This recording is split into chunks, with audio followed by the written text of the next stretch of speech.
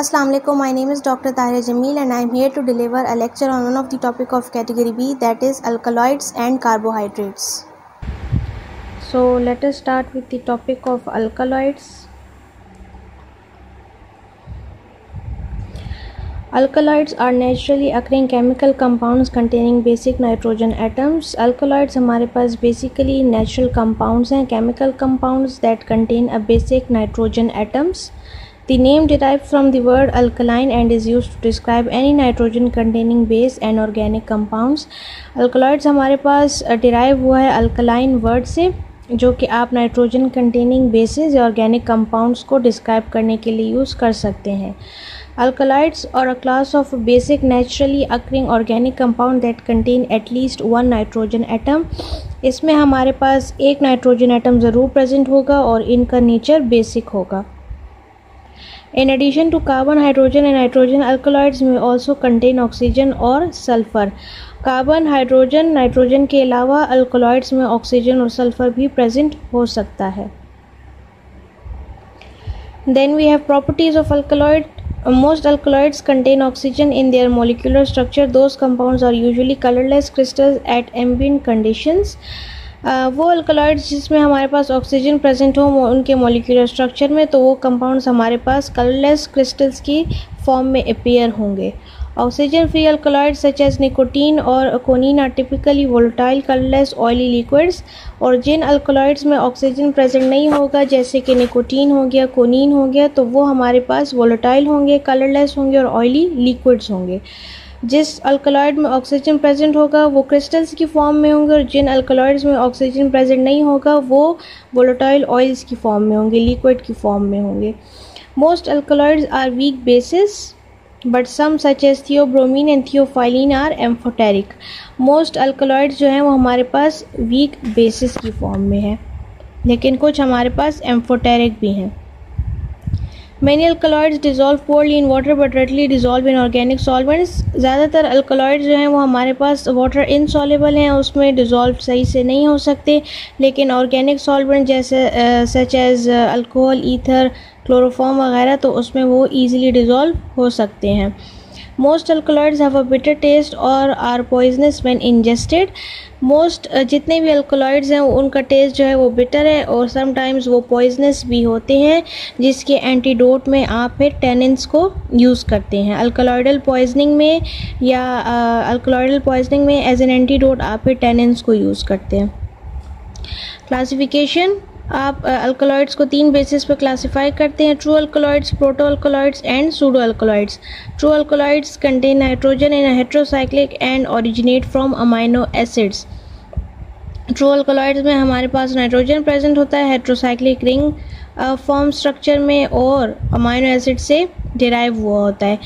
इसमें एग्जांपल्स आती हैं ट्रोपिन, निकोटीन एंड मॉर्फिन की. प्रोटो अल्कलॉइड्स वो अल्कलॉइड्स होते हैं जिसमें नाइट्रोजन है तो लेकिन हेट्रोसाइकल रिंग स्ट्रक्चर प्रेजेंट नहीं होता और वो भी अमाइनो एसिड से डिराइव हुए होते हैं, जैसे कि adrenaline and ephedrine.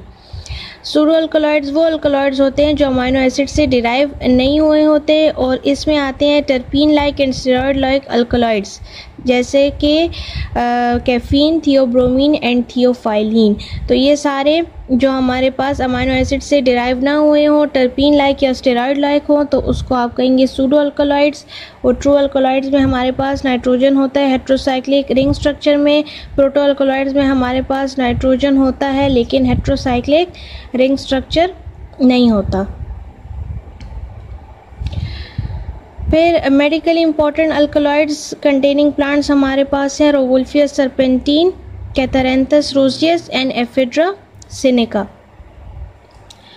रोवुल्फिया botanical name है रोवुल्फिया सर्पेंटीन. केमिकल क्लास है अल्कलॉइड्स, फैमिली एपोसाइनेशी.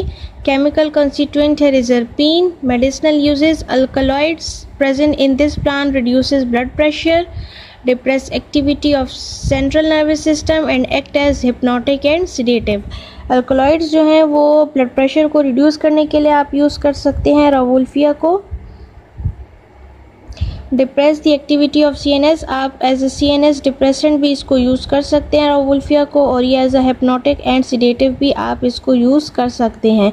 रावुल्फिया बेसिकली वो प्लांट है जिसमें अल्कलॉइड्स प्रेजेंट है। इसके केमिकल कॉन्स्टिट्यूएंट्स है रिजर्पीन, फैमिली एपोसाइनेशी, और इसमें अल्कलॉइड्स प्रेजेंट होते हैं जो कि आप ब्लड प्रेशर को रिड्यूस करने के लिए यूज़ कर सकते हैं, CNS को डिप्रेस करने के लिए, और एज एन हिप्नोटिक और सिडेटिव भी आप यूज़ कर सकते हैं। Then we have Catharanthus, botanical name है Catharanthus roseus, chemical class alkaloid, family Apocynaceae, chemical constituent है vinblastine and vincristine। तो Catharanthus में आपको vinblastine और vincristine मिल सकता है जो कि एज एन एंटी कैंसर आप यूज़ कर सकते हैं। नेचुरल प्रोडक्ट है, एज एन एंटी कैंसर आप यूज़ कर सकते हैं Catharanthus को। Then we have Ephedra, botanical name है Ephedra sinica, chemical class alkaloids, family Ephedraceae, chemical constituents है ephedrine. Medicinal uses anti asthmatic, asthma में आप यूज़ कर सकते हैं, एज अ ब्रोंकोडाइलेटर आप यूज़ कर सकते हैं। Ephedra has been used as weight loss aid, sometimes in combination with aspirin and caffeine. Weight loss के लिए भी आप एफिड्रा को यूज़ कर सकते हैं, और एस्प्रिन और कैफीन के साथ भी इसकी कम्बिनेशंस आती हैं।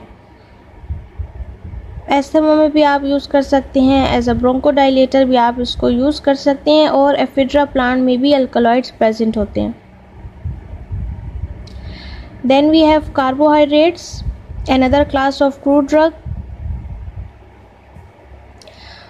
Carbohydrate, a carbohydrate is a large biological molecule or macromolecule consisting of carbon, hydrogen and oxygen atoms।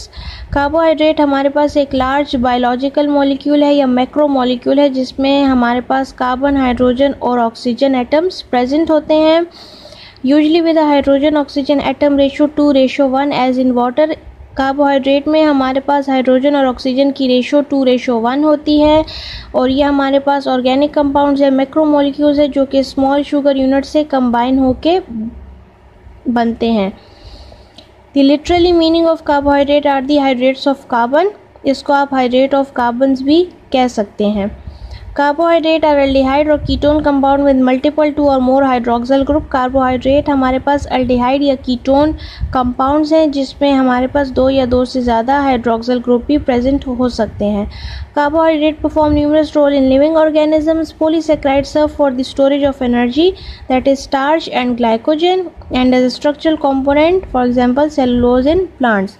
तो आप कार्बोहाइड्रेट को वेरियस रोल्स के लिए भी यूज़ कर सकते हैं लिविंग ऑर्गेनिज्म में। सबसे इम्पॉर्टेंट इसका रोल है कि as a storage of energy, आप इसको as a storage of energy भी यूज़ कर सकते हैं, और एज अ स्ट्रक्चरल कंपोनेंट भी आप पॉलीसेक्राइड्स को यूज़ कर सकते हैं।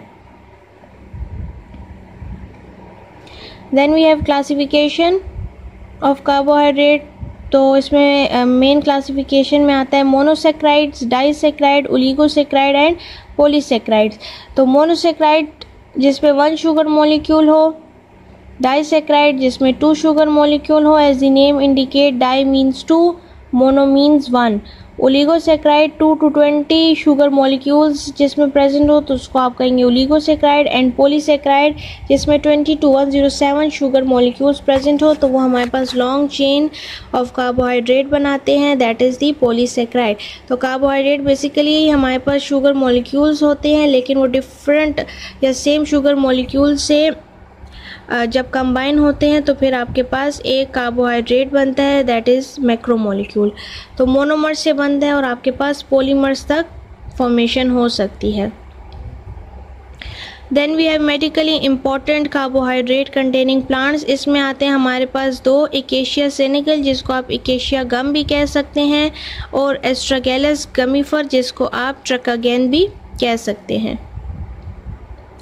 Then we have acacia gum,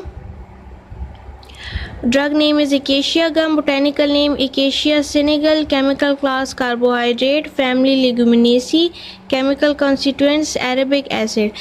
medicinal uses हैं कि acacia gum is used as a demulcent, आप एज अ डिमल्सेंट भी इसको यूज़ कर सकते हैं जो कि कूलिंग इफेक्ट आपको प्रोवाइड करता है। Substance that relieves irritation of the mucous membrane in the mouth by forming a protective layer.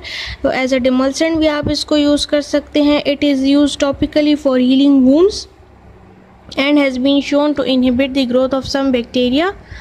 आप इसको वुंड्स की हीलिंग के लिए भी यूज़ कर सकते हैं टॉपिकली, और एज अ बाइंडिंग एजेंट भी आप इसको फार्मास्यूटिकल इंडस्ट्री में यूज़ कर सकते हैं। तो बेसिकली एकेशिया गम हमारे पास कार्बोहाइड्रेट होता है जिसका केमिकल कॉन्स्टिट्यूएंट है अरेबिक एसिड, और आप इसको एज अ डिमल्सेंट वुंड्स के लिए भी यूज़ कर सकते हैं, बैक्टीरिया की ग्रोथ को इनहिबिट के लिए भी यूज़ कर सकते हैं, और आप इसको एज अ बाइंडिंग एजेंट भी यूज़ कर सकते हैं। बोटानिकल नेम है इसका Acacia senegal. Then we have tragacanth. Tragacanth का बोटानिकल नेम है Astragalus gummifer, chemical class carbohydrate, family Leguminosae, chemical constituent है tragacanthin. Medicinal uses tragacanth has been used for constipation. Tragacanth को आप कॉन्स्टिपेशन के लिए use कर सकते हैं, as an adhesive agent for pills and tablets भी आप इसको यूज़ कर सकते हैं, and for the emulsifying oil droplets in lotion, creams and paste. आप इसको एज एन एडहेसिव एजेंट भी यूज़ कर सकते हैं जो कि स्टिकिंग के लिए काम आते हैं, and for emulsifying oil droplets आप इसको लोशन, क्रीम और पेस्ट में भी as an emulsifying oil droplet use कर सकते हैं। Its superior water absorbing quality make it an excellent thickening agent. As a thickening agent भी आप इसको फार्मास्यूटिकल इंडस्ट्री में यूज़ कर सकते हैं। तो इसके 3 मेन यूजेस हैं कि आप इसको as an adhesive agent use करेंगे, as an emulsifying oil droplet use करेंगे, और एज अ थिकनिंग एजेंट भी आप इसको यूज़ कर सकते हैं, अलॉन्ग विद कि आप ट्रेकागैन को कॉन्स्टिपेशन में भी यूज़ कर सकते हैं। होप सो आज का टॉपिक आपको क्लियर हो गया होगा। किसी का भी कोई भी क्वेश्चन हो तो वो कमेंट सेक्शन में कमेंट कर सकते हैं।